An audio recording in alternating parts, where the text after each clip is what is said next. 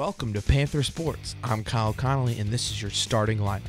We sit down and talk with women's soccer player Janay Whittaker about how well the women's soccer team is doing this season, and also we take a look back at this season's women's soccer team and their road to the playoffs. Finally, Joe Hutzler sets us straight with a story about the sister dynamic duo on the volleyball team.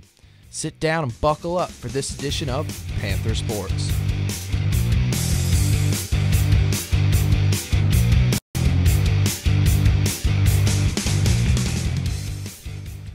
Hey there, I'm Joe Hutzler and welcome to this week's edition of Panther Sports. Let's kick things off right with the weekly roundup. I'm Lene Frazier and this is the weekly roundup. Let's get things rolling with men's soccer. HPU traveled down the Buies Creek last Wednesday to take on Campbell. The Panthers started strong, putting up 4 shots in the first 7 minutes.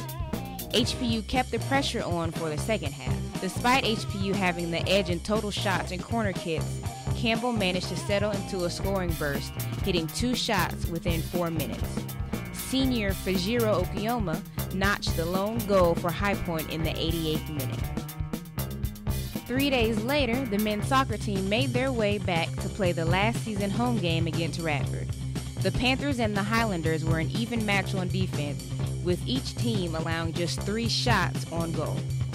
High Point's closest scoring break came in the second half when sophomore Torian Greenidge assisted Adam Sewell on a backheel shot. But the ball just missed the net. High Point was on the road again, making the trek to Liberty University. The game jumped off to a quick start when both teams made a goal before the 11th minute mark. The Panthers responded to the Flames' goal with one of their own. Adam Sewell quickly put down his 3rd goal of the season. The score stayed at 1-1, leading the game into overtime. The Panthers rallied to make more shots, but Liberty pulled out the game winner early in the extra period. The men's soccer team has 2 more regular season games that will decide how their current 11-3-2 mark will change. It was an exciting week for the volleyball team as they left the Millis Center with a win and a new record against Campbell.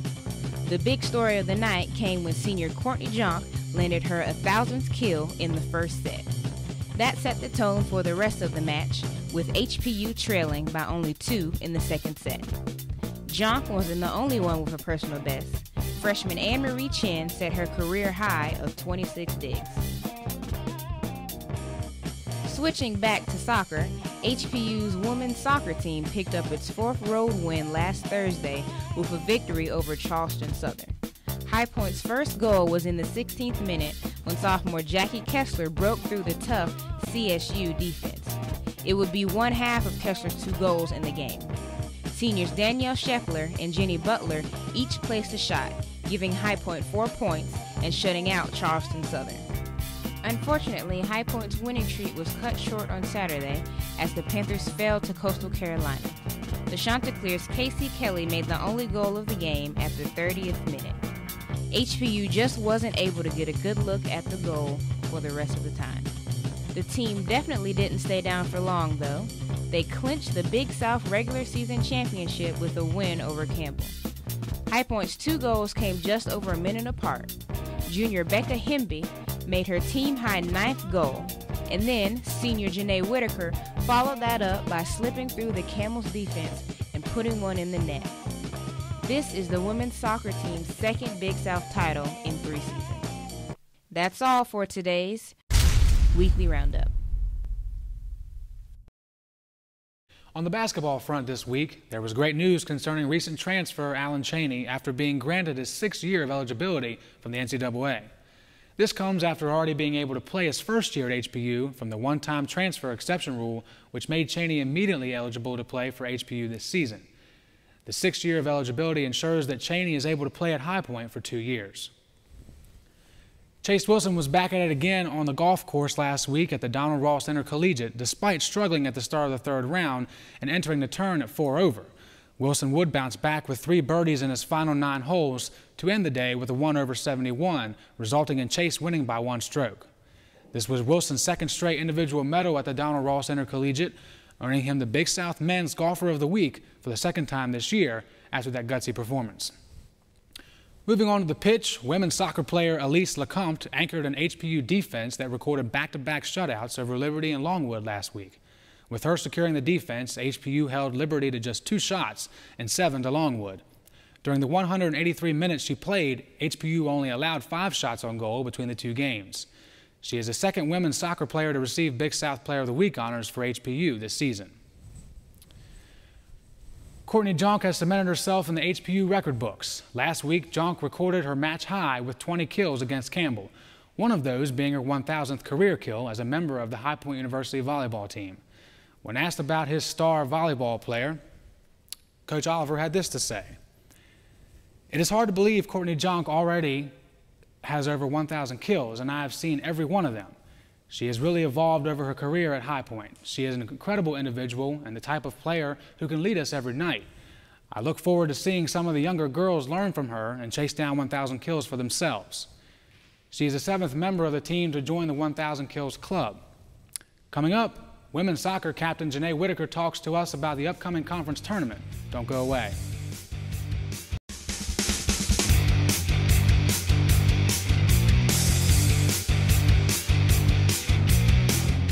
It's Timothy Green's first day at school. What's in there? He's about to fall over. Anything he might need. There's a box of tissues on the bottom and some Band-Aids. There's a whole first aid kit, actually. Mom, I can handle it from here. You don't have to be perfect Have a great day. That's too much pressure. Have the day you have. to be a perfect parent. There are 2 people in the world who want you more than anything. They'll make some mistakes, but they will love you more than you can ever imagine. There are thousands of children in foster care who will take you just as you are.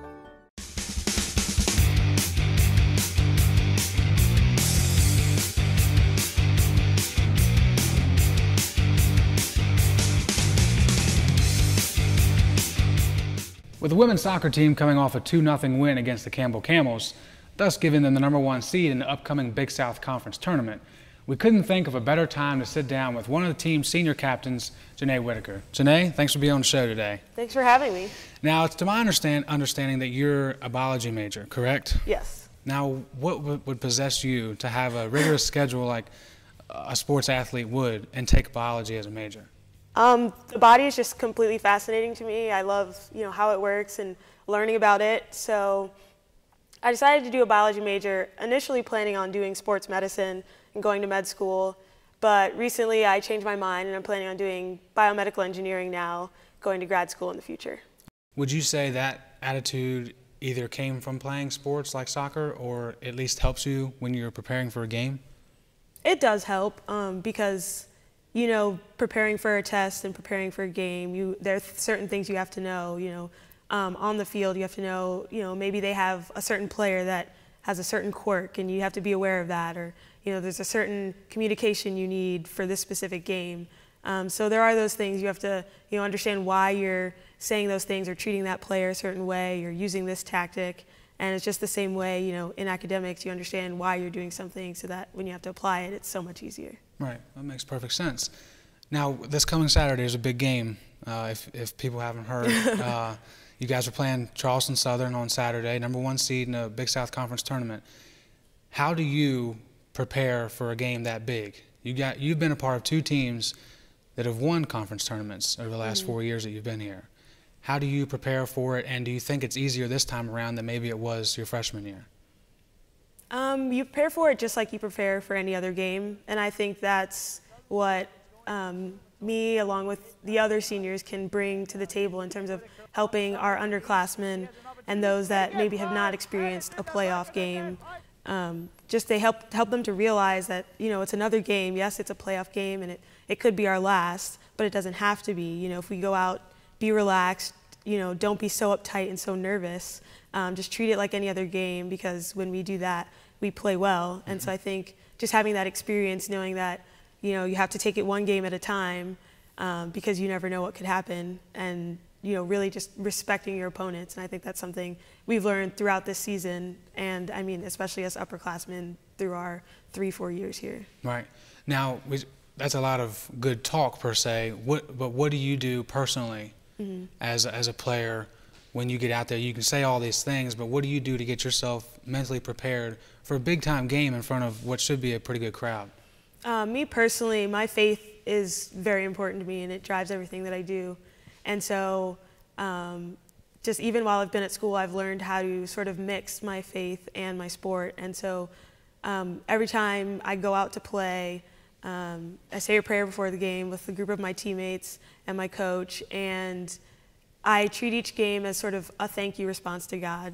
You know, He's given me this talent, this opportunity, this ability, and these teammates and coaches. And so each time I go out on the field, it's kind of like I'm free to play and just say thank you to God for all that He's given me. So even though the pressure's there, it doesn't necessarily get to me. Right. That's a great response.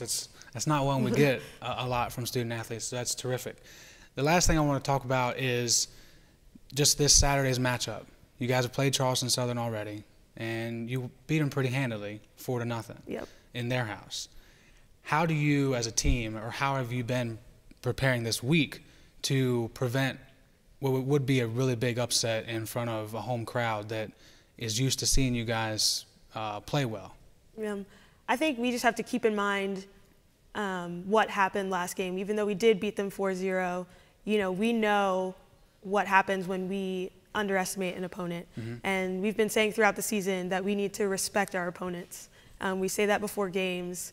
And we know that, you know, when we don't, or we underestimate or don't come out our hardest and play like we usually do, that it can have negative results for us. And so just remaining composed and still being hardworking, but at the same time not underestimating our opponent. And so, you know, knowing that we can come out and play so much harder because we're not treating them like just, you know, an 8th seed. Right. We're treating them like someone that could actually beat us. Right. Well, that's terrific. And before you go, I want to ask you if there's one thing that you would like to tell the rest of the world, what would it be? Wow, what a heavy question. I guess I would just say be determined and have faith in your abilities. And we're all God's children. We've all been given so much, even though, you know, we may not realize it. Even those of us just at High Point University, we have great opportunities. So be determined to make the best of it and never stop learning. Great. Great job, Janay. Thanks for being with us today. Thank you. After the break, we give you an even deeper look into the women's soccer team by recapping their 2012 season. Stick with us.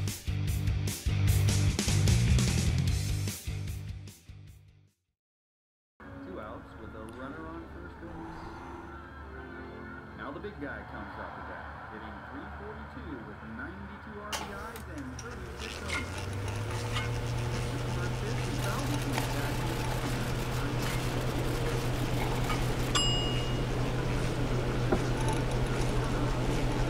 Chill raw and prepared foods promptly. 1 in 6 Americans will get sick from food poisoning this year. Keep your family safer. Check your steps at foodsafety.gov.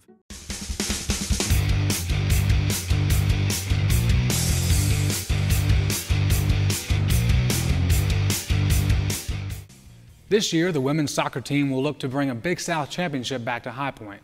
Let's look back and see how their season went. With the start of the 2012 school year, the women's soccer team looked to win its 3rd Big South championship in 4 years under Coach Marty Beal. This year's team knows what it takes to win, with 18 letter winners and 7 starters returning. Of those 7 returning starters, 4 of the players received all-conference selection, including senior captain Janay Whittaker. The season got off to a slow start for the girls, with a tie at VCU in their season opener and losing to 25 nationally ranked Auburn 4-1. Their next match and home opener would be played to a 1-1 draw against Tennessee Tech. Becca Hemby scored the lone goal after tapping it past a goalie. She would continue her goal streak in their next game on the road at Georgia Southern, making it her 4th goal in 4 games. But the game would end a draw. That Friday, women's soccer would win their first game of the season in Boone NC against Appalachian State when Jenny Butler picked up the win for the Panthers with a goal in the 87th minute. The next 3 weeks for the Lady Panthers would be tough. After only winning 1 of 7 games in that stretch against VMI and tying Elon at home in double overtime, the women's squad would start October with a 5-game home streak starting with Gardner Webb. The game started off fast with captain Janay Whittaker scoring in the 8th minute, but Gardner Webb would eventually tie it up. The game-deciding goal came in the 104th minute of overtime by Taylor Parker. Next game would be a showcase for sophomore Jackie Kessler, who scored both goals of the game against Presbyterian College, showing why she deserves her starting spot. Senior Danielle Shepler would one-up her the next match, scoring a hat-trick against UNC Asheville, keeping HPU undefeated at home and in Big South play. The next match against Liberty would be a long and hard-fought match, ending regulation in a tie. Becca Hemby would decide the game in the 93rd minute when she one-touched it past the keeper, keeping High Point's win streak alive. The final home game of the season finished 2-0 in favor of High Point, as Megan Crossnow scored her first collegiate goal and Jackie Kessler scoring her fourth of the season. Last Thursday, the team started its season-ending road trip, picking up a 4-0 win at Charleston Southern with 2 goals and 2 assists by sophomore Jackie Kessler.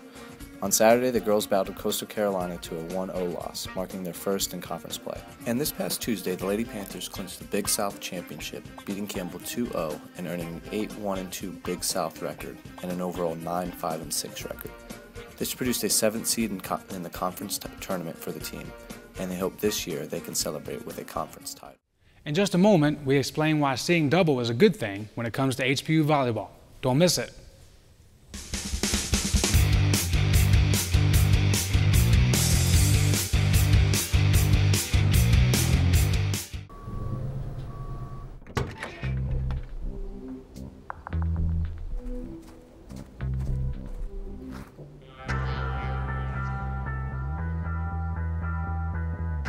When you throw away money on wasted electricity,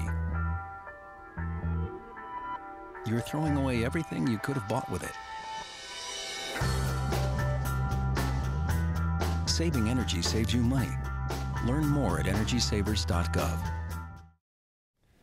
There's a buzz around campus concerning the play of 2 freshman volleyball players who have a little more in common than just their last name. How is it that number 14 on a volleyball team can go out of the game only to come back wearing the number 13? It's simple. No, Anne-Marie Chen doesn't have the ability to be in 2 places at once, and neither does her twin sister Wavy. That's right. Twins who have been causing fans to see double for the better part of 10 years. We've been playing gymnastics, soccer, softball, every kind of sport you could imagine, and volleyball just seemed like the one thing we were both good at. I think it was because we chose volleyball as our number 1 sport, because we just completed each other with it. Although both girls have expressed their love of playing for a great program like High Points, in the beginning, these like-minded individuals didn't exactly agree that coming to HPU was the right choice. Well, the fact that we're twins is kind of the thing that made me realize that I feel like we're so dependent on each other in our lives that it might help to be like kind of separating college and find ourselves as individuals rather than like stay together. So she committed 2 weeks after. She was in love with the school. It's all she could talk about. She didn't even have to think twice about committing. And so I was kind of pondering the thought of coming to school, spending another 4 years with her, which isn't bad. I never pressured her once. I told her it'd be a bonus to have her come with me, but I let her make her own decision. Now that they are here and have taken on such a dominant role, both starting at different points throughout the season, they don't skip a beat when asked about their goals for the road ahead, and to no surprise, taking similar paths to get there. I'm surrounded by people that know what it feels like to win, and the feeling to win a conference championship is so big that they all want to win it again, and that desire to be champions is also instilling me to want to win too. We're just going to come hungry for a win and ready for the competition. With most volleyball players graduating college to go on to achieve success in something other than sports, how do the Chin twins feel about the possibility of having to go their separate ways in the future? I'm just going to play volleyball until I can. I feel like wherever we are, we'll always be together in a way. So the next time you're at a High Point University volleyball game and you start to feel that maybe it was a bad idea to get that 4th slice of pizza due to your sudden double vision, don't worry. Just call it the Chin Twin Syndrome, where seeing double is always a good thing. Reporting for Panther Sports, I'm Joe Hutzler. That's it for this week's Panther Sports Show. Thanks for watching.